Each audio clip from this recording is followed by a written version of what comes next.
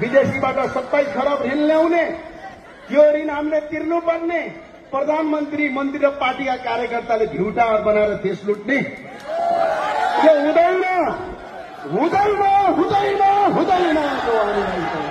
यो चाहिँदैन।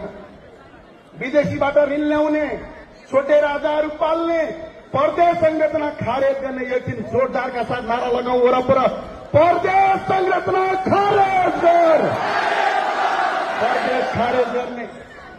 कुनै पार्टीका विरुद्ध होइन, यो देश लुट्ने, नेपाल आमालाई बलात्कार गर्ने भ्रष्टाचारी र देशका विरुद्धको याद राष्ट्रिय झण्डाको आन्दोलन हो, 15 सूर्य अंकितको आन्दोलन हो। यो आन्दोलनले यो देशमा भ्रष्टाचारीको अन्त्य गर्छ। यो भन्दै गर्दा धेरै साथीलाई लाग्दो रहेछ, किन अख्तियारका अनुसन्धान हुँदैन त, किन अदालतले न्याय दिँदैन त भन्दा नेपालको कानून, नेपालको संविधानमा के लेखेका छन् यिनीहरूले? अदालतको प्रधान न्यायाधीश नियुक्ति गर्न संवैधानिक परिषदले नियुक्ति गर्ने। अख्तियारको अर्को मुद्दा स्पष्टका साथ भन्छौं हामी, यो देश हिन्दू, बुद्ध, किराँत सहितको वैदिक सनातन हिन्दू अधिराज्य हो।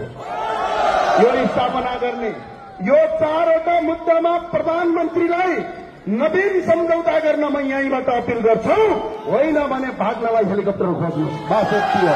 यहाँ जोरदारका साथ साथीले एकपटक भनौं, राजा हौ, नारा लागेन अझै पालावर एकपटक जोरदार नबोलौ, राजा हौ, राजा हौ, भ्रष्टाचारी।